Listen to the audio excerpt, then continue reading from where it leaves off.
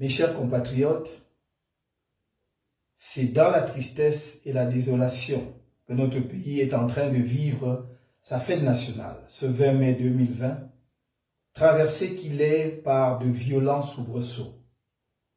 Le gouvernement en place continue d'imposer aux braves populations du nord-ouest et du sud-ouest cette guerre civile violente, barbare et inutile, qu'il a lui-même déclenchée à la suite des mouvements protestataires de novembre 2016, et dont le tribut est lourd et déplorable à plusieurs égards. Les témoignages des dégâts sont accablants. La multiplication des massacres des populations civiles innocentes, dont l'un des plus récents et emblématiques est celui perpétré en Gabou, le 14 février dernier, par l'armée, le cortège des victimes civiles et militaires de cette guerre, le drame de milliers de nos compatriotes réfugiés au Nigeria et la détresse de centaines de milliers de déplacés internes, l'incendie des habitations, la destruction des infrastructures et le désastre socio-économique qu'engendre cette guerre. Et tout ceci se passe sous le regard indifférent d'un pouvoir arrogant et méprisant. Je saisis cette occasion pour honorer une fois de plus la mémoire de toutes les victimes de cette guerre atroce et renouveler mes sincères condoléances à leurs familles, ainsi que mes souhaits de prompte guérison aux blessés. Il est plus que temps que des solutions pérennes soient apportées à cette situation insoutenable. Mes chers compatriotes, la fête nationale se veut un moment de communion et de célébration. Le peuple camerounais a assisté médusé à la cacophonie gouvernementale qui a entouré la décision d'annuler les cérémonies liées au 20 mai de cette année. Alors qu'un communiqué du ministre de la Défense annonçait l'organisation et le thème des festivités, le secrétaire général de la présidence de la République signait le lendemain un autre communiqué portant annulation de la dite célébration pour nécessiter de respecter les mesures de distanciation sociale dans le cadre de la lutte contre le Covid-19.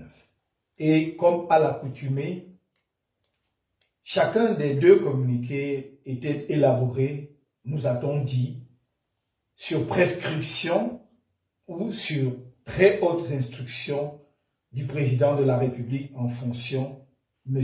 Paul Biya. La fête nationale est aussi une occasion d'introspection individuelle et collective sur le sens de notre vivre ensemble et de l'unité nationale, au-delà des slogans officiels qui, face aux réalités quotidiennes, sonnent de plus en plus creux.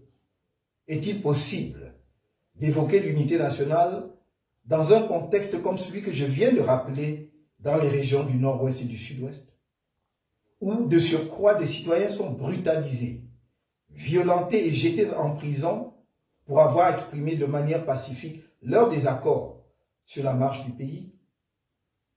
Peut-on parler d'unité nationale quand des dirigeants instrumentalisent sans vergogne la haine ethnique pour conserver le pouvoir, acquis du reste par la fraude? Que devient l'unité nationale dans un pays traversé par de multiples fractures politiques, sociales et économiques, créées et entretenues par ceux-là même dont le rôle aurait dû être de rassembler et d'unir les Camerounais? La haine ethnique, en particulier, domine désormais les propos de nombreuses personnalités prétendant agir ou parler au nom de l'État, ainsi que ceux de personnes qui, au regard de leur trajectoire, auraient dû être les penseurs éclairants de notre société. Le tribalisme d'État est désormais banalisé et décomplexé. Il se manifeste aussi bien dans les discours qu'à travers divers actes, au point où des rapports internationaux le dénoncent ouvertement. Au-delà de son aspect commémoratif, voire festif, la fête nationale doit se concevoir comme un moment d'interpellation de notre conscience individuelle et collective sur la signification que nous donnons à notre statut de citoyen et sur notre ambition nationale. Ne nous y trompons pas. Personne ne viendra changer ou développer le Cameroun à la place des Camerounais. Notre destin dépend de nous et de nous seuls. Aucune puissance amie, si généreuse soit-elle, ne peut aimer notre pays plus que nous-mêmes. Mes chers compatriotes, la fête nationale de notre pays intervient cette année en pleine pandémie mondiale du Covid-19. Le Cameroun est classé à ce jour parmi les pays africains les plus affectés par ce virus, avec, au 17 mai 2020, comme chiffres officiels, controversés du reste, un total de 3105 cas positifs, 1567 guérisons et 140 décès, sans compter ceux de nos compatriotes qui ont trouvé la mort à l'étranger. Je m'incline devant la mémoire de toutes ces personnes, arrachées brutalement à l'affection de leurs proches et de la nation, et enterrées souvent dans des conditions insoutenables, s'agissant en plus de personnes issues de communautés qui ont pour pratique d'honorer leurs morts. Je souhaite un très prompt rétablissement à tous les malades et porteurs asymptomatiques de ce virus meurtrier. À nos personnels de santé, au corps médical et paramédical, je rends un vibrant hommage pour leur dévouement, leur courage et le sacrifice consenti au quotidien afin d'apporter soin, secours et assistance aux malades, parfois au péril de leur vie. Vous êtes de braves soldats envoyés au front avec peu de moyens. Je salue aussi tous ceux qui, de près ou de loin, Camerounais de tous bords, associations, leaders d'opinion, religieux et partenaires extérieurs, se mobilisent pour aider notre pays à faire face à cette terrible pandémie.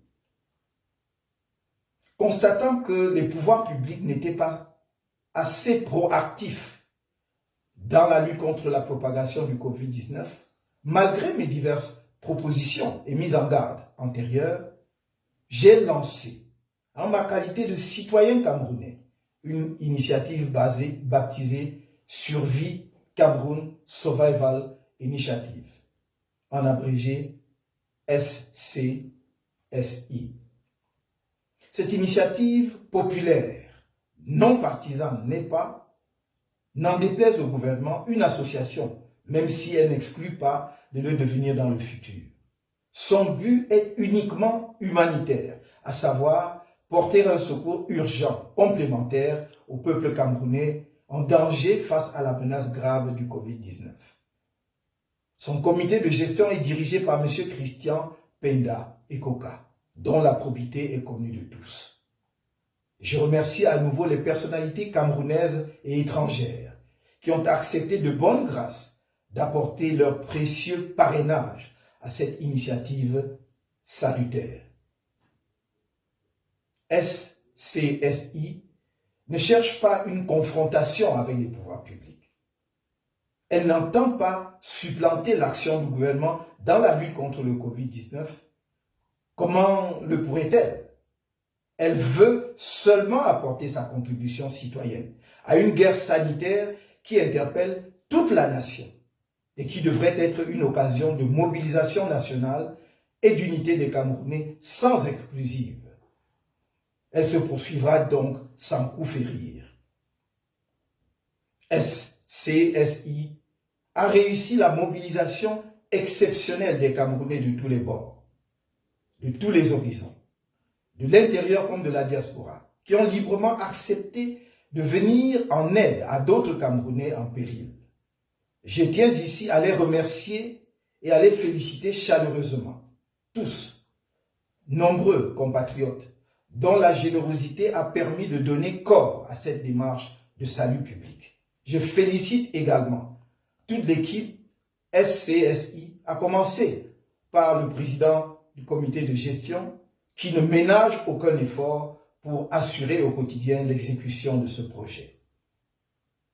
Contre toute attente, SCSI subit des assauts barbares et répétés du régime en place, pour des raisons qu'il donnera un jour au peuple camerounais, je l'espère bien. Les actions de SCSI sont en effet criminalisées par le pouvoir qui empêche les populations de recevoir gratuitement des masques barrières et des solutions hydroalcooliques que ce pouvoir ne parvient pourtant pas à leur offrir. Vous l'avez vu, 6 volontaires humanitaires de SCSI ont été arrêtés et gardés à vue pendant plusieurs jours au commissariat de Mokolo, à Yaoundé, au motif qu'ils distribuaient de l'aide aux populations, tandis que M. Christian Penda Ekoka et Alain Fogué, le trésorier national du MRC, ont été convoqués et, s'agissant de ce dernier, entendus par le directeur de la police judiciaire. Il leur a été opposé des charges aussi fantaisistes que la suspicion de blanchiment d'argent, l'escroquerie du peuple camerounais, le financement de la résistance aux institutions de la République. Comme à son habitude, le régime illégitime, aveuglé par la haine et dépassé par la gestion du quotidien, continue d'instrumentaliser l'appareil étatique contre moi et les personnes proches de moi, y compris lorsqu'elles mènent des actions de salut national, comme dans le cas d'espèce. Ce régime pousse la déraison et l'absurde, au point de refuser des dons que le citoyen camerounais que je suis a offert au gouvernement à travers SCSI pour protéger les professionnels de la santé face à cette pandémie et pour aider au dépistage du Covid-19. Faut-il rappeler que l'heure n'est pas à la démagogie, mais plutôt à la mise en commun de toutes les volontés et énergies dans cette bataille dans laquelle notre pays est mal engagé. Il n'y a qu'à voir les décisions contradictoires et catastrophiques du gouvernement camerounais pour se convaincre des insuffisances de l'approche gouvernementale. Tandis qu'on nous annonce que celui qui assume les fonctions de chef d'État a annulé la célébration de la fête nationale par souci de respecter les mesures barrières indispensables pour la protection contre le Covid-19, le Premier ministre ordonne l'ouverture des débits de boissons et autres lieux de divertissement au-delà de 18 heures. Le ministre de la Santé, quant à lui, appelle les Camerounais à rester chez eux, tandis que le ministre de l'administration territoriale fait feu de tout bois. Tout ceci cache mal l'absence de leadership à la tête de notre pays. Et la question revient, lancinante. Qui dirige le Cameroun aujourd'hui? Où se cache M. Paul Biya, qui s'est pourtant octroyé la fonction de président de la République au mépris des urnes à l'issue de l'élection présidentielle du 7 octobre 2018. Le pays est orphelin d'un président qui l'a abandonné en pleine crise sanitaire, dans un contexte où tous les dirigeants du monde, même physiquement diminués, ont pris personnellement en main la riposte au Covid-19 dans leurs pays respectifs. L'épisode de la fameuse audience du 16 avril 2020, intervenu juste après le dépôt de la demande que nous avons faite le 11 avril 2020 au président de l'Assemblée nationale, aux fins de saisir le Conseil constitutionnel pour constater la vacance du pouvoir au sommet de l'État, n'a pas produit les effets politiques escomptés. Pas plus d'ailleurs que l'autre audience du 13 mai dernier. Les Camerounais continuent de se demander où est passé M. Paul Biya. Ceux qui veulent diriger le Cameroun par le biais de la succession de gré à gré et leur soutien tentent d'expliquer qu'il est normal qu'un président de la République disparaisse pendant des mois, abandonnant son peuple aux prises avec une pandémie qui sème la mort. Et pour ces défenseurs de l'absurde, interrompre cette désertion pendant quelques minutes pour recevoir des personnalités étrangères, à supposer cela avéré, n'est pas un signe de mépris vis-à-vis du peuple camerounais, alors même que le Premier ministre chef du gouvernement n'a pas accès à lui. Mes chers compatriotes, vous conviendrez avec moi que l'unité de notre peuple et de notre nation est en péril dans ce contexte d'incertitude et de turbulence. Même le gouvernement ne donne pas à voir une cohésion, ne serait-ce que de façade, tellement il est traversé de part en part de clivages que crée entre ses membres la guerre de succession à la tête de l'État. La guerre contre Boko Haram figure au rang de nos préoccupations majeures, avec la recrudescence des attaques sur notre sol après la période d'accalmie observée, notamment grâce à l'appui de la communauté internationale, que je tiens à remercier une fois de plus. Je renouvelle l'expression de ma sympathie émue aux familles des victimes de cette autre guerre et mes vœux prompts de rétablissement aux blessés ainsi qu'un retour à une vie normale des populations des zones concernées. La guerre civile dans le Nozo et la crise post-électorale persistent alors que des solutions pérennes existent. Le MRC n'a cessé de faire des propositions constructives. Malgré l'indifférence du gouvernement, notre parti persiste dans cette voie. Dans cet esprit, je propose un cadre de résolution de la crise dans le Nozo et de la crise post-électorale comprenant un comité de haut niveau appuyé par un sous-comité. Le comité de haut niveau est un comité politique chargé de la médiation et dirigé par un président ou un ancien président africain assisté par le groupe des sages de l'Union africaine. Le comité devrait, après consultation du gouvernement camerounais et tous les principaux protagonistes, y compris ceux en détention, œuvrer pour la mise en place de mécanismes visant à arrêter immédiatement la violence et sa résurgence. Ces mécanismes devraient bénéficier du soutien de la communauté internationale tant au plan politique qu'au plan technique et financier. D'ores et déjà, je lance un appel pour un cessez-le-feu, même provisoire, à convenir sans délai entre les protagonistes du conflit armé avec l'assistance de l'ONU et de l'Union africaine.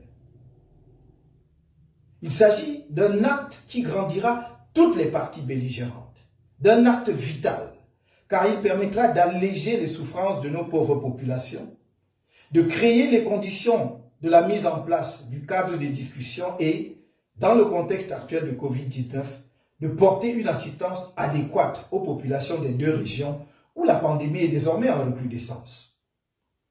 En même temps que le cessez-le-feu s'impose, la libération de tous les prisonniers incarcérés dans le cadre de la crise anglophone, dont M. Sisikou Ayou Tabé et ses partisans, et dans le cadre de la crise post-électorale, les 15 prisonniers d'opinion militants du MRC, dont le premier vice-président de notre parti, M. Mamadou Yakuba Mota.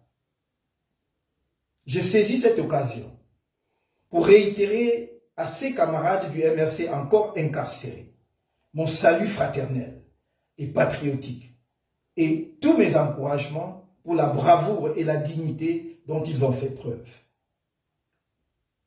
Nous continuons de mettre en œuvre tous les moyens possibles pour leur libération. Le sous-comité est un organe technique chargé de l'élaboration des principaux projets de texte à soumettre aux discussions et à l'approbation du comité politique. Donc, un projet de modification de la Constitution ou d'une nouvelle Constitution et un projet de modification du Code électoral. Ce sous-comité de soutien technique pourrait être composé de représentants des partis politiques présents dans le champ politique au cours des 5 dernières années au moins et qui ont réalisé les meilleures performances électorales au cours de cette période, des LECAM, des ONG ayant une expérience avérée dans la résolution des conflits, la défense des droits de l'homme et le renforcement des capacités démocratiques. Plus largement, et dans le cadre de la lutte contre le Covid-19, il est tout aussi urgent de libérer un plus grand nombre de détenus de nos prisons, la présence de ce virus dans les pénitenciers du pays étant désormais avérée.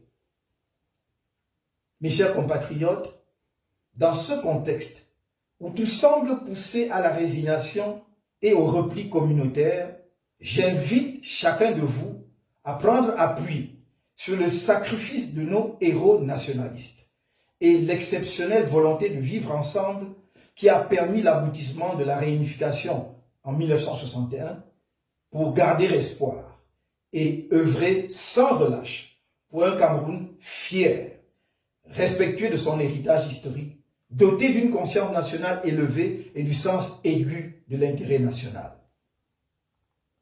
La résistance nationale doit rester plus forte que jamais en cette période délicate où le régime en place croit pouvoir tirer avantage de la pandémie de Covid-19 pour distraire le peuple camerounais de sa lutte courageuse pour le changement et continuer d'arrêter, de torturer et d'emprisonner les militants et sympathisants du MRC, loin de l'attention des Camerounais et de la communauté internationale.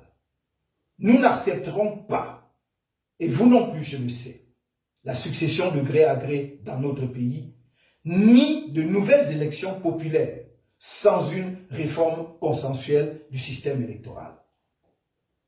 Seul le peuple camerounais devra choisir ses dirigeants légitimes dans la liberté et la transparence démocratique.